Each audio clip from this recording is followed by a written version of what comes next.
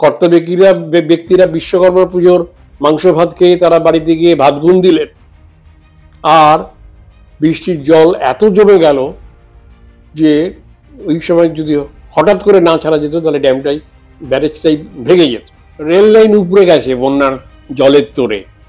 সেই উপড়ে পড়া রেল লাইনের অবশিষ্ট অংশে বসে মহিলাদের নিয়ে প্রায় 25-30 জন মহিলা তারা এসছেন আমাকে তাদের ওই বন্যার দিনের ভয়াবহতার অভিজ্ঞতা জানাতে।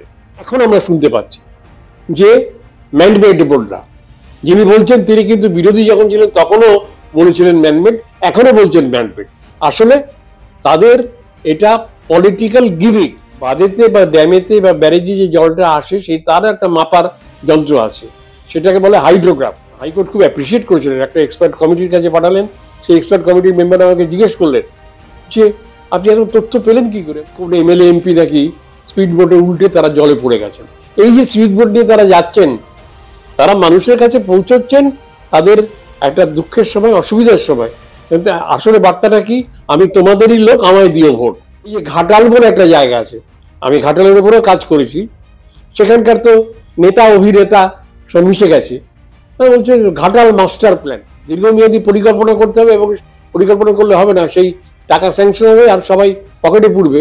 আর এই বন্যা ত্রাণ নিয়ে বা খরা ত্রাণ নিয়ে তারা কি লুটপাট চালাবে, এই জন্যই কিন্তু ওই যে কথাটা স্লোগানটা উঠেছিল, মুখ্যমন্ত্রীর 2 কন্যা 1 খরা 1 বন্যা। শুভায়ু ভব, ম্যানমেড না গডমেড। একটু 24 বছর আগে ফিরে যাই, ঠিক এই সেপ্টেম্বর মাস 2000 সালে 18 থেকে 21শে সেপ্টেম্বর বা 22 হবে, বন্যা হয়েছিল রাজ্যে।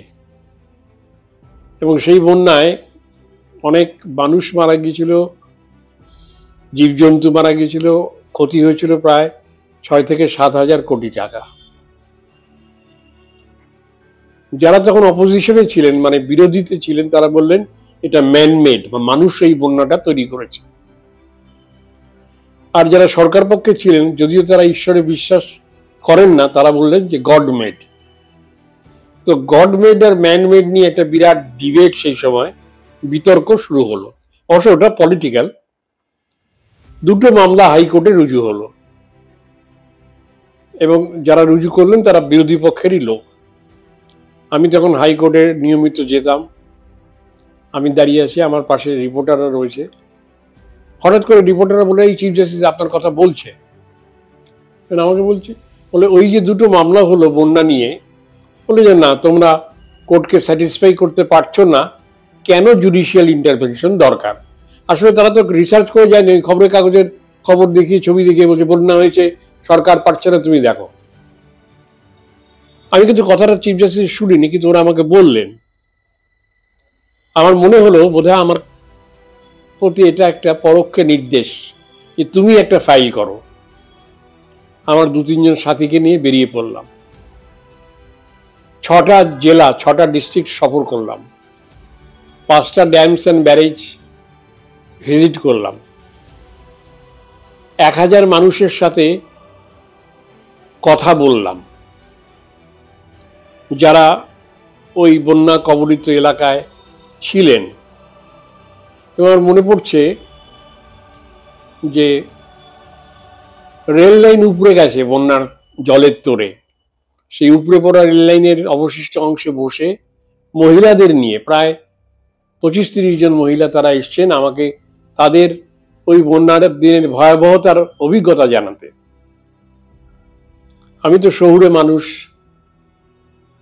কিছুই জানি না, বুঝি না, কিন্তু ওরা আমাকে বোঝালেন। এবং 2 জন এসেছিলেন যে তাদের বাচ্চারা ভেসে গেছে বন্যার জলের তোড়ে, তারা বাঁধের ওপরে ছিল। তো ওই প্রান্তিক মায়েদের সাথে কথা বলতে বলতে আমার কিন্তু আবেগ আমি রাখতে পারিনি, আমার আবেগকে আমি কন্ট্রোল করতে পারিনি। তো শুনলাম, জানলাম, বুঝলাম, অনেক ছবি তুললাম। ঘুরতে ঘুরতে ঘুরতে ঘুরতে বীরভূমের ওই ম্যাসেঞ্জরতে পৌঁছে গেলাম। ম্যাসেঞ্জরের ওই যে ড্যাম, ব্যারেজ আর ড্যাম দুটো দুরকম হয়, সেই ড্যামেতে পৌঁছে গেলাম। এবং পৌঁছে গিয়ে দেখলাম যে শুনশান, কেউ নেই। ওই একজন দুজন লিফটম্যানের মতো আর কি, মানে আর্দালির মতো লোক বসে আছে, দাঁড়িয়ে আছে। আমাকে দেখে তারা এগিয়ে এলেন। আমি জিজ্ঞেস করলাম যে কি হয়েছে, কি ঘটনাটা কি হয়েছে। ওরা আমাকে বললেন যে দেখুন, বৃষ্টি শুরু হয়েছে, মুষলধারে বৃষ্টি। বৃষ্টি যেদিন শুরু হলো তার পরের দিন বিশ্বকর্মা পুজো ছিল। বিশ্বকর্মা কর্মই নেই, সেখানে বিশ্বকর্মার পুজো হয় খুব ঘটা করে। তো বিশ্বকর্মা পুজোর জন্য কর্তা ব্যক্তিরা তারা পাত পেরে সব খেলেন। যারা ওখানকার কর্মচারী সবাই অংশগ্রহণ করলেন, তারা দুপুর দুপুর ওখান থেকে চলে গেলেন। সেই বিশ্বকর্মা পুজোর রাত্রিরেই 2000 সালের তারিখটা হবে 16-17 এরকম সেপ্টেম্বর, ঠিক 24 বছর আগে তারা চলে গেলেন। এবার মানে ড্যামেতে জল বাড়তে লাগলো, এমনভাবে বাড়তে লাগলো যে যদি জল না ছাড়া যায় তাহলে পরে কিন্তু পুরো ড্যামটাই ভেসে যাবে এবং তাতে প্রচুর ক্ষয়ক্ষতি হবে এবং অনেক মানুষ মারা পড়বে। যারা লোকালি ছিলেন তারা সিদ্ধান্ত নিতে পারছেন না।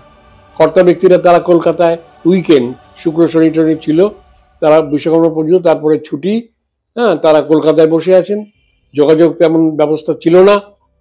তো কর্মচারীরা অপেক্ষা করতে করতে যখন দেখলেন যে প্রায় ভেঙে যাবে, তারা কোনো ওয়ার্নিং ছাড়া, সতর্কবাণী উচ্চারণ করা না করেই জল ছেড়ে দিলেন। ওই যে জলের তোড়েতে অনেক মানুষ, অনেক জায়গা তো প্লাবিত হলোই, কিন্তু তোড়ে ভেসে গেল, অনেক সম্পত্তি নষ্ট হলো, প্রায় 6000 কোটি টাকা তখন রাজ্য সরকার একটা হিসেবের কথা বলেছিলেন। তো এই ঘটনাটা আমি ওখান থেকে শুনলাম। এবার সেই সময় ম্যানমেড যারা বলছেন তাদের সাথে কথা বললাম। সিডব্লিউসি, সেন্ট্রাল ওয়াটার কমিশন বলে একটা সংস্থা আছে কেন্দ্র সরকারের, তাদের কর্তা ব্যক্তিদের কাছে গেলাম, তারা আমাকে পুরো ব্যাপারটা বোঝালেন। ডিভিসি যারা জল ছাড়ে, অ্যাকচুয়ালি কি হলো দেখুন, এখানে অনেক কিছু শেখার আছে। আমি তো একজন মানে হাফ মূর্খ বলি আমি নিজেকে। আমি জানতাম না যে বৃষ্টির জল যখন একটা ক্যাচমেন্ট এরিয়াতে বৃষ্টি পড়ছে, ক্যাচমেন্ট এরিয়া মানে হচ্ছে যে এলাকার জলটা ওই ড্যামেতে আসবে বা ব্যারেজে আসবে। এখন বৃষ্টি হচ্ছে, বৃষ্টি হলে পরে বৃষ্টি মাপার একটা যন্ত্র আছে, সেটাকে বলে হাইড্রোগ্রাফ। অনেকে জানে না। আমি চা বাগানে দীর্ঘ অনেক বছর কাটিয়েছি। ওরা একটা পাত্রে জল জমা করে সেটা মাপে যে কতটা বৃষ্টি হলো। কিন্তু ডিভিসি কি করে, তারা মেকানিক্যালি, যান্ত্রিকভাবে সেটা মাপে, কেউ ম্যানুয়ালি করে না। তো হাইড্রোগ্রাফে সেটা গ্রাফ হতে থাকে কত বৃষ্টি কখন। এবং বৃষ্টির নিয়ম হচ্ছে যখন শুরু হবে তখন আস্তে আস্তে আস্তে আস্তে তারপরে পিক হবে, সেই ডিমান্ড কার্ভের মতো উঠবে, তারপরে আবার নামবে। তো এটা কিন্তু গ্রাফিক্যাল প্রেজেন্টেশন হয় এবং হাইড্রোগ্রাফ সেটা সেন্ট্রালি ডিভিসির লোকেরা কন্ট্রোল করে। এইবার হাইড্রোগ্রাফে তো বৃষ্টি জানা গেল, এবার সেই জলটা ড্যামে আসবে কতক্ষণ বাদে, যেতে তো সময় লাগবে। বৃষ্টি হলো এখান থেকে 3 কিলোমিটার, 5 কিলোমিটার, 10 কিলোমিটার, 15 কিলোমিটার এলাকা জুড়ে, কিন্তু ড্যামটা তো একটু দূরে, জলটা যেতে তো সময় লাগবে। এখন বাঁধেতে বা ড্যামেতে বা ব্যারেজে যে জলটা আসে সেই তার একটা মাপার যন্ত্র আছে, সেটাকে বলে হাইড্রোগ্রাফ। এটাও মেকানিক্যাল, কেউ হাতে মাপবে না। হাইড্রোগ্রাফ আবার দু রকমের হয়, একটা হচ্ছে ইনফ্লো হাইড্রোগ্রাফ, একটা হচ্ছে আউটফ্লো হাইড্রোগ্রাফ। কতটা জল বাঁধে বা ড্যামে বা ব্যারেজে আসলো, কতটা জল ছাড়া হলো। তো হাইড্রোগ্রাফ আর হাইড্রোগ্রাফ এই দুটো টাইমিং মিলিয়ে বোঝা যাবে এই যে অভিযোগটা যে ম্যানমেড, যে কর্তা ব্যক্তিরা বিশ্বকর্মা পুজোর মাংস ভাত খেয়ে তারা বাড়িতে গিয়ে ভাত গুণ দিলেন, আর বৃষ্টির জল এত জমে গেল যে ওই সময় যদি হঠাৎ করে না ছাড়া যেত তাহলে ড্যামটাই, ব্যারেজটাই ভেঙে যেত। তো ওরা তখন নোটিশ ছাড়াই করে দিলেন। এবার আমি কোর্টেতে প্রেজেন্টেশন, আমি মামলা করলাম এটা নিয়ে, জনস্বার্থের মামলা করলাম। তাতে আমি হাইকোর্টকে বললাম, মাই লর্ড, এটা ইট ওয়াজ ক্রিয়েটেড বাই গড, ভগবান অতিবৃষ্টি দিয়েছেন, কিন্তু there are certain lapses, human errors. It has been accelerated through human lapses. কি, বৃষ্টি অনেক হয়েছে, হাইড্রোগ্রাফে বৃষ্টির পরিমাণ মাপা হয়েছে, সেই বৃষ্টির জল ড্যামেতে এসেছে ওই মেসেঞ্জরে, এবং সেটাও মাপা হয়েছে, কিন্তু কেউ সময় মতো সিদ্ধান্তটা নিতে পারেনি। এবার বলে সেটা প্রমাণ হবে কিভাবে? যে হাইড্রোগ্রাফি যদি দেখা যায় 10টার সময় হাইয়েস্ট রেইনফল হয়েছে, 3 ঘন্টা যদি লাগে সেই জলটা ড্যাম বা ব্যারেজে পৌঁছতে, তাহলে 11, 12, 1টার সময় ওই ড্যামে বা ব্যারেজে সবচেয়ে বেশি জল আসবে, তখন সেই জলটা ছাড়তে হবে এবং বেশি করে ছাড়া হবে। সেইভাবেই সাইন্টিফিক্যালি হয়। তো কেউ দেখেনি, কেউ করেনি। So it was created by God. ভগবান তৈরি করেছিলেন, অতিবৃষ্টি দিয়েছিলেন, কিন্তু অ্যাক্সিলারেটেড থ্রু হিউম্যান ল্যাপসেস। 1, 2, 3, 4, এবং হাইকোর্ট খুব অ্যাপ্রিসিয়েট করেছিলেন। একটা এক্সপার্ট কমিটির কাছে পাঠালেন, সেই এক্সপার্ট কমিটির মেম্বার আমাকে জিজ্ঞেস করলেন যে আপনি এত তথ্য পেলেন কি করে? বললাম আমি তো ছাত্র, সবার কাছ থেকে, সব শিক্ষকের কাছ থেকে বসে বসে আমি তাদের কাছ থেকে পুরো ব্যাপারটা বোঝার চেষ্টা করেছি। তারা তারা অ্যাপ্রিসিয়েট করলেন এবং আমার বক্তব্যকে পুরোপুরি সমর্থন করলেন। অর্ডার পেলাম, ব্যবস্থা নিতে হবে। কিন্তু মুশকিলটা হচ্ছে যে এই বন্যা, আমার একটা স্লোগান খুব সেই সময়কার, মুখ্যমন্ত্রীর 2 কন্যা, 1 খরা 1 বন্যা। মানে খরা আর বন্যা হলে, ড্রট বা ফ্লাড হলে রাজনৈতিক দল এবং নেতারা তারা খুব উল্লসিত হয়ে পড়ে। তখন বিরোধী পক্ষ বলছিল মুখ্যমন্ত্রীর 2 কন্যা, কিন্তু আমি বলবো রাজনৈতিক দলের 2 কন্যা, 1 খরা 1 বন্যা। তা কেউ কিন্তু পুরো ব্যাপারটাকে সলিউশন করার জন্য কাজ করেন না, তারা সবাই হই হই করেন।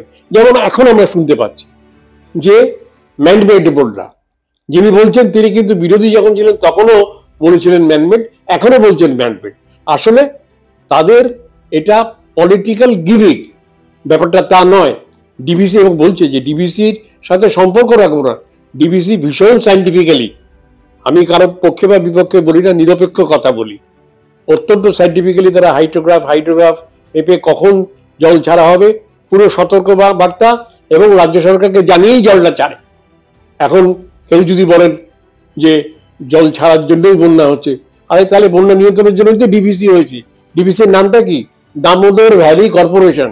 আমরা স্কুল লাইফে 63-64 সালে আমরা বন্যার রচনা আমরা লিখতাম যে দামোদরের বন্যা আশীর্বাদ না অভিশাপ। সত্যি সেটা আমরা দেখেছি, আমরা করেছি, আমরা এটার উপরে কাজ করেছি। কিন্তু মুশকিলটা হচ্ছে যে রাজনৈতিক নেতারা, কাগজে দেখছিলাম কোন এমএলএ এমপি নাকি স্পিড বোটে উল্টে তারা জলে পড়ে গেছেন। এই যে স্পিড বোট নিয়ে তারা যাচ্ছেন, তারা মানুষের কাছে পৌঁছচ্ছেন তাদের একটা দুঃখের সময়, অসুবিধার সময়, কিন্তু আসলে বার্তাটা কি? আমি তোমাদেরই লোক, আমায় দিও ভোট। এবং তারপরে স্পিড বোট নিয়ে যাচ্ছেন, আবার কেউ কেউ জলপথে যাচ্ছেন, তারা খুব মানে বিক্ষোভের সম্মুখীন হচ্ছেন। এটা হবেই, তার কারণ সমস্যাটার সমাধান তো করেন না। এই যে ঘাটাল বলে একটা জায়গা আছে, আমি ঘাটালের উপরেও কাজ করেছি, সেখানকার তো নেতা অভিনেতা সব মিশে গেছে। বলছে ঘাটাল মাস্টার প্ল্যান। আরে মাস্টার প্ল্যানটা কিভাবে হবে? আপনারা জানেন নেদারল্যান্ডস, হল্যান্ড বলে একটা দেশ আছে, হল্যান্ড দেশের 27% সমুদ্রের তলের থেকেও নিচে, কিন্তু তারা বাদ দিয়ে পুরো দেশটাকেই বাঁচিয়েছে। আর আমরা বন্যাটাকে নিয়ন্ত্রণ করতে পারি না। ডিবিসির যেটা হয়েছিল সেটা আজ থেকে প্রায় 40-45 বছর আগে। আমি তো দামোদরের বাঁধে ওই এনসিসির ক্যাম্প করতে গিয়ে ওখানে বাঁধের মাটি তুলেছিলাম, মাটি ফেলেছিলাম। তো তাহলে কাজের কাজটা করব না, আর বন্যা হলে পরে ম্যানমেড গভর্নমেন্ট নিয়ে ডিবেট করব, ত্রাণ পৌঁছচ্ছে না বলে বিক্ষোভ করব, এটা কিন্তু রাজনৈতিক কোনো ইস্যু নয়। এরপরে এখন তো নেতারা ঘুরছেন, তারপরে আকাশপথে ঘুরবেন আরো বড় নেতা নেত্রীরা, কিন্তু সমস্যার সমাধানটা হবে। সেই জন্য আমার যেটা মনে হয় যে এটা একটা বিশেষজ্ঞ আন্তর্জাতিক, মেঘনাথ সাহা ছিলেন নদী বিশেষজ্ঞ, কিন্তু সেই সব মানুষ কোথায়? এখন তো বিশেষজ্ঞ হওয়ার দরকার হয় না, এখন তো বিশেষভাবে অজ্ঞ হলেই তারা কর্তা ব্যক্তি, নেতা, মন্ত্রী হয়ে যান। সুতরাং পুরো ব্যাপারটা অনুধাবন করতে হবে। নদীগুলোকে আমরা, নদী এত চড়া পড়ে গেছে, আমি এই ফারাক্কাতেও বলে ডিসিল্টেশন করো না, নদী ওই পরিমাটি বয়ে নিয়ে আসবে, তাতে অনেক পাথর থাকবে, বালি থাকবে, করতে করতে এটা সারা পৃথিবীর সমস্যা। সুতরাং এটার একটা দীর্ঘমেয়াদী ভাবতে হবে, পরিকল্পনা করতে হবে, দীর্ঘমেয়াদী পরিকল্পনা করতে হবে। এবং পরিকল্পনা করলে হবে না, সেই টাকা স্যাংশন হবে আর সবাই পকেটে পুড়বে, আর এই বন্যা ত্রাণ নিয়ে বা খরা ত্রাণ নিয়ে তারা কি লুটপাট চালাবে। এই জন্যই কিন্তু ওই যে কথাটা স্লোগানটা উঠেছিল, মুখ্যমন্ত্রী 2 কন্যা 1 খরা 1 বন্যা। সুতরাং এটা পলিটিক্যাল ডিবেট নয়, পলিটিক্যাল ইস্যু নয়, এটা একটা ভীষণভাবে প্রাকৃতিক দুর্যোগ এবং সমস্যা, সারা পৃথিবীর সমস্যা। সারা পৃথিবী যেভাবে মোকাবিলা করে, ভারতবর্ষে অনেক জায়গায় এরকমভাবে মোকাবিলা হচ্ছে, কিন্তু আমরা পারছি না। কিন্তু আমাদের রাজ্যে মোকাবিলা করার দূরের কথা, এটা নিয়ে একটা পলিটিক্যাল কে কত গেইন করতে পারবে, কে কত মাইলেজ পাবে, সেটা নিয়ে একটা প্রতিযোগিতা চলছে।